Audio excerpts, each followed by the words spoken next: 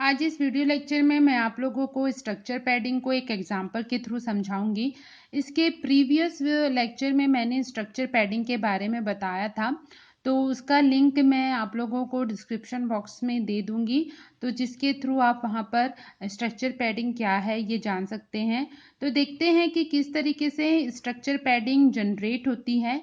Structure padding को basically अगर हम देखें तो जब हमारा स्ट्रक्चर मेमोरी में अपना साइज, अपना स्टोरेज ऑक्यूपाई करता है, अगर वो अपने जो डिफाइंड स्ट्रक्चर है, जो डेटा टाइप है, उनके हिसाब से अगर मेमोरी ऑक्यू ना पाए करके अगर ज़्यादा मेमोरी ऑक्यूपाई करता है, ज़्यादा मेमोरी कवर करता है, तो उसे स्ट्रक्चर पैडिंग कहा जाता है।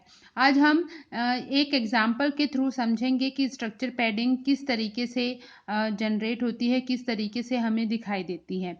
तो मैं यहाँ पर एक एग्जाम्पल प्रोग्राम लिखूंगी जिसके थ्रू आप रन करके ये देख सकते हैं कि जो डिफाइंड स्ट्रक्चर, जो हम स्ट्रक्चर जिसे हमने डिफाइन किया है, वो मेमोरी में कितना स्पेस ऑक्यूपाई कर रहा है और हमारा स्ट्रक्चर पैडिंग कितनी जनरेट हो रही है। तो इसके लिए मैं यहाँ पर एक एग्जांपल लिख रही हूँ जिसके थ्रू हम ये देख पाएंगे कि स्ट्रक्चर पैडिंग कैसे जनरेट होती है।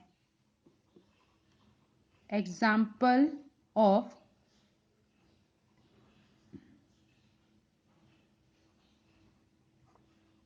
Structure padding. और इस एग्जाम्पल को आप रन करके भी देख सकते हैं और आप लोगों को आपने जो स्ट्रक्चर डिफाइन किया है और जो डेटा टाइप्स हमने डिफाइन किए हुए हैं, उनसे ज़्यादा मेमोरी अगर वो ऑक्यूपाई कर रहा है, तो इसका मीन्स स्ट्रक्चर पैडिंग की प्रॉब्लम फिर हमारे उस स्ट्रक्चर को डिफाइन करते हुए आई है। तो सबसे पहले हम अपनी जो हेडर फाइल्स हैं उन्हें इंक्लूड कर लेते हैं। studio.h और conio.h।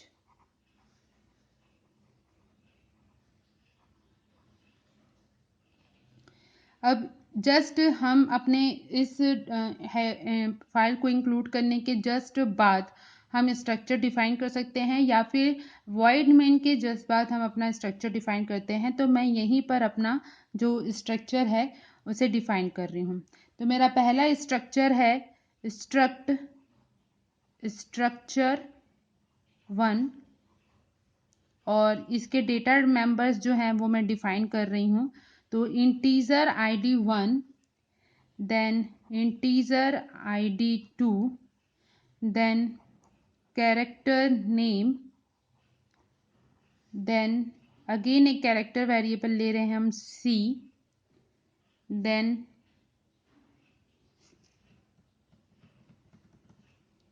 एक फ्लोट वेरिएबल ले रहे हैं हम, और फ्लोट वेरिएबल है हमारा परसेंटेज।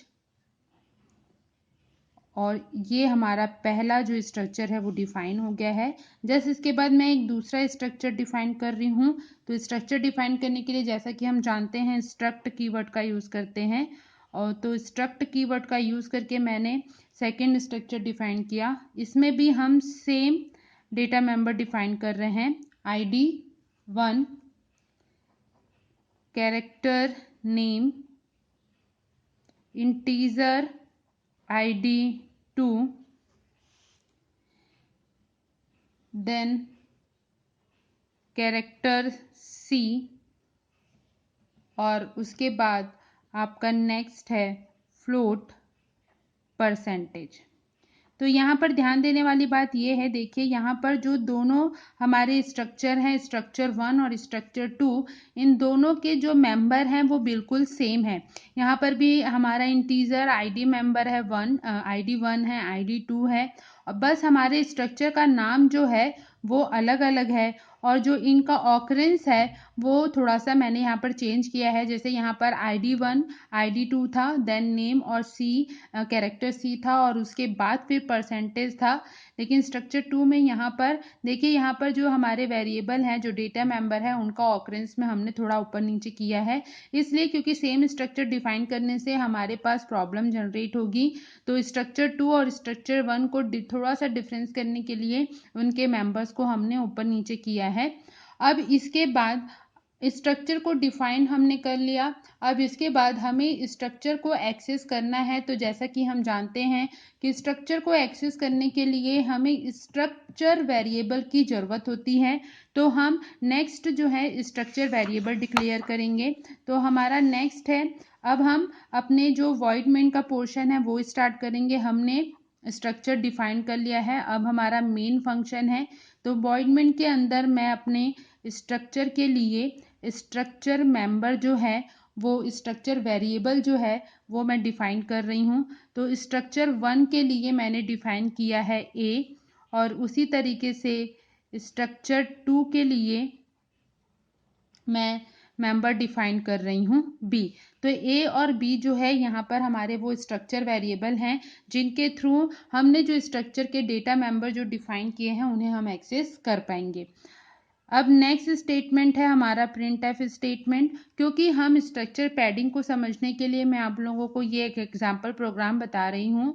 तो यहाँ पर हम इन स्ट्रक्चर का जो है वो साइज लोकेशन जो है, जो मेमोरी में जो साइज वो ऑक्यूपाई कर रहे हैं, उसको हम फाइंड आउट करेंगे, उसको हम निकालेंगे। तो इसके लिए यहाँ पर मैं प्रिंटिंग स्टेटमेंट का यूज़ कर रही हूँ, और प्रिंटिंग स्टेटमेंट के साथ मैं साइज ऑफ ऑपरेटर का यूज़ करूँगी। साइज ऑफ ऑपरेटर हमारा एक स्पेशल पर्पस ऑपरेटर है जो कि मेमोरी साइज को रिटर्न करता है। एक स्पेशल पर्पस हमारा फंक्शन है। मैंने आप लोगों को ऑपरेटर के बारे में बताया भी है। तो साइज ऑफ ऑपरेटर जो है वो हमारा एक स्पेशल फंक्शन है जो कि किसी भी वेरिएबल की जो मेमोरी साइज होती है उसको रिटर्न करवाने में हमारी मदद करता है। तो हम यहाँ पर साइज ऑफ ऑपरेटर का यूज़ करके स्ट्रक्चर 1 और स्ट्रक्चर 2 का जो मेमोरी लोकेशन का जो उनका मेमोरी क्वांटिटी है, जो मेमोरी उन्होंने ऑक्यूपाई की है, वो हम फाइंड आउट करेंगे। तो यहाँ पर मैं साइज ऑफ ऑपरेटर का यूज़ करके प्रिंट स्टेटमेंट के साथ साइज ऑफ ऑपरेटर का यूज़ कर रही हूँ। तो मेरा प्रिंटिंग स्टेटमेंट होगा साइज ऑफ स्ट्रक्चर 1, क्योंकि मुझे पहले स्ट्रक्चर का निकालना है। तो स्ट्रक्चर 1 ये मेरा मैसेज है in byte, then %d/n double quote close, और उसके बाद हम अपना साइज ऑफ ऑपरेटर यूज़ कर रहे हैं, और उस साइज ऑफ ऑपरेटर में हम पास कर रहे हैं स्ट्रक्चर वेरिएबल को। इसलिए स्ट्रक्चर वेरिएबल को पास कर रहे हैं क्योंकि उस स्ट्रक्चर को एक्सेस करने वाला, हमारे स्ट्रक्चर 1 को एक्सेस करने वाला जो वेरिएबल है, हमने देखिए यहाँ पे डिफाइन किया है। और मैंने स्ट्रक्चर क्या होता है, वो किस तरीके से हम उसके वेरिएबल को एक्सेस करते हैं, इसका भी एक वीडियो लेक्चर बनाया है, और उसका डिस्क्रिप्शन में उसका लिंक मैं आपको डिस्क्रिप्शन बॉक्स में दे दूँगी। तो आप वहाँ से देख सकते हैं कि स्ट्रक्चर क्या होता है, किस तरीके से काम करता है। तो यहाँ पर देखिए हम यहाँ पर साइज ऑफ ऑपरेटर का यूज़ कर रहे हैं, और उस साइज ऑफ ऑपरेटर में मैं जो है फंक्शन जो है हमारा, उसमें मैं वेरिएबल पास कर रही हूँ ए, और ए जो है हमारे स्ट्रक्चर 1 का स्ट्रक्चर वेरिएबल है, क्योंकि ये वो वेरिएबल है जिसको जो हमको परमिशन देता है स्ट्रक्चर 1 के जितने भी हमारे डेटा मेंबर्स हैं, इन जो जितने भी ये डेटा मेंबर्स हैं, इनको एक्सेस करने का जो अथेंटिकेशन होता है, जो परमिशन होती है, वो होता है हमारे स्ट्रक्चर वेरिएबल के पास। तो साइज ऑफ ऑपरेटर में हम जब ए को पास करेंगे तो इस स्ट्रक्चर 1 के जो डेटा मेंबर हैं, उन्होंने जितनी भी मेमोरी ऑक्यूपाई की है वो हमको यहाँ से मिल जाएगी। नेक्स्ट प्रिंटिंग स्टेटमेंट है printf/n address of ID1 is equals to %u address of a.id1। तो इस प्रिंटिंग स्टेटमेंट के थ्रू जो हम हैं अपने जो ID मेंबर हैं, जो हमारे स्ट्रक्चर 1 के जो मेंबर हैं, जो हमारे डेटा मेंबर हैं, हम उनका एड्रेस जो है, मेमोरी एड्रेस जो है वो फाइंड आउट कर रहे हैं। तो देखिए यहाँ पर जब हमें किसी भी डेटा मेंबर का जब एड्रेस फाइंड आउट करना है तो हमारा यहाँ पे जो फॉर्मेट स्ट्रिंग है वो %u है, और %u का मतलब है अनसाइन इंटीजर वैल्यू हम यहाँ पर प्रिंट करवा रहे हैं। तो यहाँ पर हमने %u लिया है, और जिस वेरिएबल के एड्रेस को हमको प्रिंट करवाना है उसे हमें एंड % ऑपरेटर के साथ यूज़ करना होता है। तो जब भी हम स्ट्रक्चर मेंबर को यूज़ करते हैं तो हमेशा हम डॉट ऑपरेटर का यूज़ करते हैं, और स्ट्रक्चर वेरिएबल के साथ उस स्ट्रक्चर मेंबर का कम्युनिकेशन हम डॉट ऑपरेटर के थ्रू क्रिएट करके, कनेक्शन उनके थ्रू क्रिएट करके उसे एक्सेस कर पाते हैं। अब नेक्स्ट प्रिंटिंग स्टेटमेंट है मेरा /n address of ID2 %u। तो इस स्टेटमेंट के थ्रू भी हम क्या कर रहे हैं, हमारे जो स्ट्रक्चर 1 के जो डेटा मेंबर्स है हम उनका एड्रेस जो है, मेमोरी एड्रेस जो है वो हम यहाँ पर प्रिंट करवा रहे हैं। एड्रेस ऑफ नेम, इस स्टेटमेंट के थ्रू हमारे जो एड्रेस है नेम का वो प्रिंट होगा। तो a.name। नेक्स्ट स्टेटमेंट है हमारा printf/n address of c is equals to %u, और इसके थ्रू हमारे जो कैरेक्टर वेरिएबल है c उसका एड्रेस प्रिंट होगा। और लास्ट मेंबर है हमारे स्ट्रक्चर 1 का, वो है %। तो इस स्टेटमेंट के थ्रू हम जो है अपने % फ्लोट वेरिएबल है उसका मेमोरी एड्रेस प्रिंट करवा रहे हैं। तो इस तरीके से देखिए मैं यहाँ पर जो प्रिंटिंग स्टेटमेंट लिख रही हूँ उसके थ्रू हमें क्या क्या मिलेगा। पहले प्रिंटिंग स्टेटमेंट के थ्रू हमें हमारे स्ट्रक्चर 1 का जो मेमोरी साइज है वो मिलेगा। नेक्स्ट के थ्रू हमारे स्ट्रक्चर 1 के जो डेटा मेंबर है ID1 इंटीजर टाइप का है उसका एड्रेस मिलेगा। सेकेंड स्टेटमेंट के थ्रू हमारे जो स्ट्रक्चर 1 का जो सेकेंड इंटीजर मेंबर है ID2 उसका एड्रेस मिलेगा। तीसरे के थ्रू हमें नेम वेरिएबल का एड्रेस मिलेगा। चौथे के थ्रू हमें कैरेक्टर वेरिएबल C का एड्रेस मिलेगा, और पांचवें प्रिंटिंग स्टेटमेंट के थ्रू हमें फ्लोट वेरिएबल % का एड्रेस मिलेगा। तो ये हमारे स्ट्रक्चर 1 के लिए हुआ। इसी तरीके से हम अपने स्ट्रक्चर 2 के लिए भी प्रिंटिंग स्टेटमेंट लिखेंगे। तो size of structure 2 in byte %d/n double quote close करेंगे आप लोग, साइज ऑफ b। तो इस स्टेटमेंट को हमारा कंपाइलर एग्जीक्यूट करेगा तो इसके थ्रू हमें जो हमारे स्ट्रक्चर 2 का जो मेमोरी साइज है, हमारे स्ट्रक्चर 2 का जो मेमोरी साइज उसने ऑक्यूपाई किया है वो मिलेगा, और हम इसे बाइट के फॉर्म में, मतलब बाइट वैल्यूज के फॉर्म में प्रिंट करवा रहे हैं। और यहाँ पे %d लिया है, तो %d लिया है इट मीन्स वो इंटीजर वैल्यू हमें रिटर्न करके देगा कि कितनी मेमोरी उसने ऑक्यूपाई की है। स्ट्रक्चर वेरिएबल जो हमने डिफाइन किए हैं उन्होंने कितनी मेमोरी ऑक्यूपाई की है। इसी तरीके से हम नेक्स्ट स्टेटमेंट के थ्रू अगेन हम जितने भी हमारे स्ट्रक्चर 2 के जितने भी मेंबर हैं उनकी जो एड्रेस है उनको हम यहाँ पर प्रिंट करवाएंगे। तो इस स्टेटमेंट के थ्रू देखिए यहाँ पर जब मैंने स्ट्रक्चर 2 के वेरिएबल को यूज़ किया है, डेटा मेंबर को यूज़ किया है, तो मेरा जो स्ट्रक्चर वेरिएबल है वो है b, क्योंकि हमने यहाँ पे देखिए हमने पहले ही यहाँ पर डिफाइन किया है कि स्ट्रक्चर 1 को एक्सेस करने वाला जो स्ट्रक्चर वेरिएबल है वो है a, और स्ट्रक्चर 2 को जो एक्सेस करने वाला वेरिएबल है वो है b। तो अब हम स्ट्रक्चर 2 के डेटा मेंबर्स के एड्रेस को प्रिंट करवा रहे हैं, तो हमें b स्ट्रक्चर वेरिएबल का यूज़ करना होगा। तो देखिए मैंने यहाँ पे लिखा भी है b.id1। इसी तरीके से हम नेक्स्ट प्रिंटिंग स्टेटमेंट लिखेंगे printf/n एड्रेस ऑफ, हमारा हमने सेकेंड जो स्ट्रक्चर मेंबर डिफाइन किया था वो था name is equals to %u address and % of B dot name. तो एड्रेस ऑपरेटर का यूज़ तो आप लोग जानते ही होंगे कि ये जो है मेमोरी एड्रेस को एग्जीक्यूट करने में, उनको एक्सेस करने में हमारी मदद करता है। Print F slash n address of id2 is equals to %u address of address operator of b dot id2। और इसी तरीके से हमारा नेक्स्ट जो वेरिएबल है slash n address of c is equals to %u and %b dot c।